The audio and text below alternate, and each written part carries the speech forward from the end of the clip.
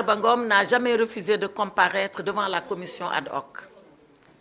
Et que de tous les députés, Farba Ngom est celui qui est titulaire du plus grand nombre de mandats. Il a été élu en 2012. Il a été réélu en 2017. Il a encore été réélu en 2022 et il a été réélu le 17 novembre dernier en 2024 par toute la région de Matam qui a donné une victoire éclatante à Takku Wallu Sénégal sous la férule de Farba Ngom.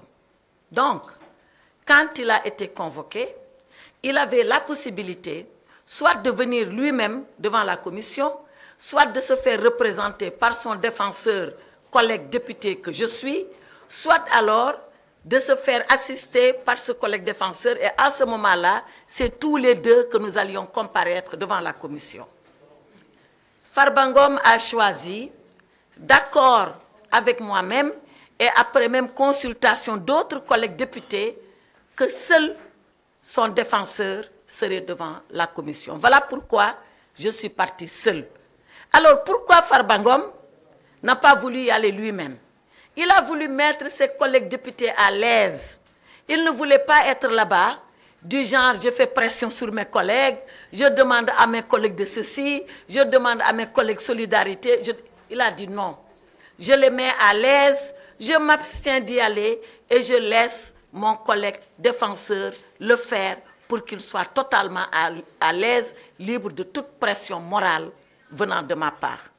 Voilà la raison pour laquelle Farba Ngom n'est pas venu, comme la loi lui en donne la possibilité.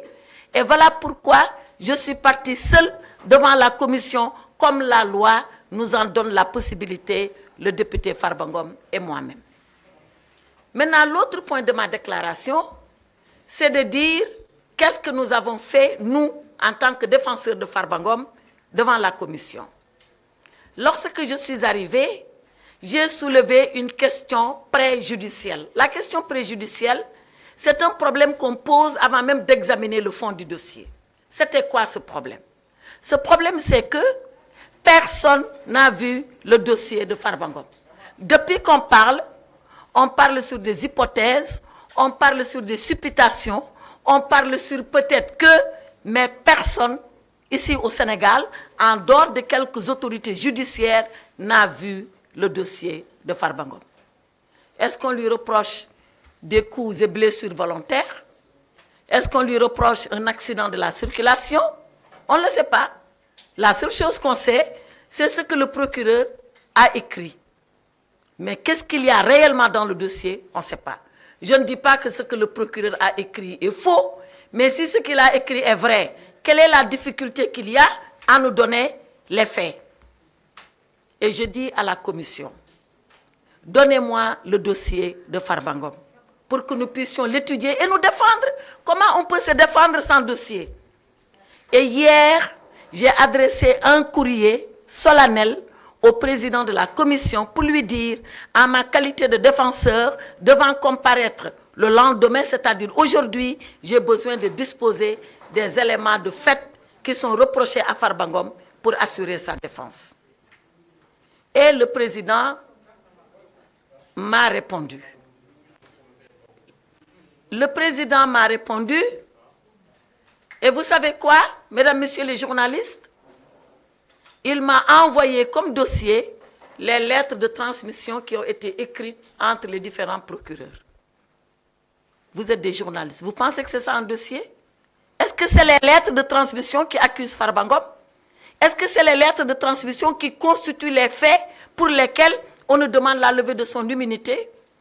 Les lettres, elles sont là. Je ne peux pas vous les révéler parce qu'elles sont estampillées confidentielles, mais c'est une lettre du parquet financier au parquet général, une autre lettre du parquet général au ministre de la Justice et enfin une dernière lettre du ministre de la Justice à l'Assemblée nationale. Voilà le dossier.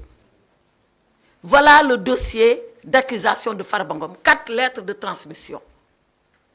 Est-ce que ça, pour une commission qu'on a mis en place, mais est-ce que ça, c'est du travail sérieux? Mais mieux que ça, est-ce que vous pensez que l'Assemblée nationale, elle a constitué une commission d'enquête pour examiner 4 lettres de transmission? Vous pensez vraiment ça? Si c'est les 4 lettres de transmission qui sont la commission d'enquête, il n'y avait pas besoin de commission d'enquête. Il aurait suffi tout simplement de venir en plénière et de dire on lève l'immunité de Farba Ngom. Et j'ai décidé, en tant que défenseur de Farba Ngom, de ne pas m'associer à cette parodie de commission ad hoc. Et j'ai dit au président que si le dossier, le vrai dossier, n'est pas porté à notre disposition, que je quitterai la commission ad hoc, que je ne siégerai pas parce que je ne veux pas m'associer à une parodie de commission ad hoc. Ce n'est pas ce qu'on appelle une commission ad hoc. C'est vrai, certains de mes collègues m'ont dit, oui, on n'est pas la justice, oui, on ne doit pas qualifier les faits. D'accord, mais entre ne pas qualifier les faits et connaître les faits, mais il y a quand même une différence. Moi, je veux seulement connaître des faits. C'est vrai qu'il appartient au parquet de les viser. Il appartient à un juge de les qualifier. Mais moi, il me revient le devoir de connaître ces faits-là. Eh bien, l'Assemblée, la commission ad hoc a refusé qu'on connaisse de ces faits. Parce que je leur ai dit, si nous devons faire un travail sérieux, non pas pour Farba Ngom, mais pour chaque député qui pourrait être confronté à une main levée, à une levée de son immunité, mais il faudrait arrêter un principe de procédure. Le principe de procédure, c'est que la justice, qui est un pouvoir indépendant, mais qui n'est pas au-dessus de l'Assemblée nationale, qui est également un pouvoir, qui est le pouvoir législatif, qui est un pouvoir fort, qui est un pouvoir indépendant, par respect pour ce pouvoir, par respect pour la séparation des pouvoirs, par respect pour l'autonomie du pouvoir législatif, le judiciaire devrait pouvoir dire aux députés, pour lever l'immunité de votre collègue, voilà au minimum les faits que je voudrais porter à votre connaissance. Mais pas 4 lettres de transmission pour faire un dossier ad hoc. Voilà pourquoi je n'ai pas voulu m'associer à cette commission ad hoc. Et voilà pourquoi, dans le fond, je n'ai pas défendu Farba Ngom parce que je n'ai pas les éléments me permettant de défendre Farba Ngom. Sur ces entrefaits, ils ont décidé qu'ils poursuivraient la procédure avec les 4 lettres de transmission, sans rien d'autre. J'ai quitté la salle et je les ai laissés libres à eux d'apprécier. Mais ce que je voulais dire, c'est que la levée de l'immunité parlementaire d'un député est un acte absolument grave. Absolument grave. C'est l'acte par lequel l'Assemblée nationale livre un de ses membres à la justice pour que la justice puisse enquêter. D'ailleurs, sans préjudicier de rien. Mais avant de procéder à cette livraison, l'Assemblée nationale doit au minimum avoir un minimum de contrôle et de retenue. Eh bien, c'est ça qu'on n'a pas eu aujourd'hui. Et nous considérons que cette Assemblée nationale est toujours à la remorque du gouvernement. Chaque fois que le gouvernement a demandé quelque chose, on s'est précipité sans analyse de répondre aux désirata du gouvernement. Rappelez-vous, on nous a dit qu'il faut supprimer le Haut Conseil des collectivités territoriales. On l'a fait dans l'urgence.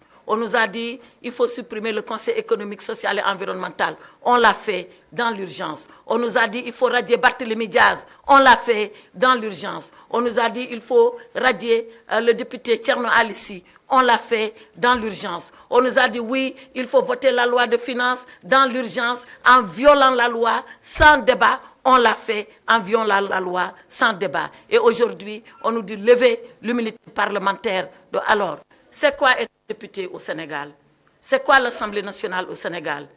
C'est un bâtiment avec un drapeau qui flotte au-dessus et des députés qui répondent au gouvernement. Ce n'est pas l'idée, ni la conception, ni la définition qu'on se fait d'une vraie Assemblée nationale autonome, souveraine, dans le respect de la séparation des pouvoirs. Voilà toutes les raisons qui me font penser que cette législature, si elle n'est pas mal partie, elle n'est pas bien partie non plus, et nous le déplorons. Voilà ce que je voulais dire à titre liminaire. Je vais laisser maintenant au président Djimou Souaré, qui nous représente dans la commission, vous dire ce que la commission a décidé. Merci.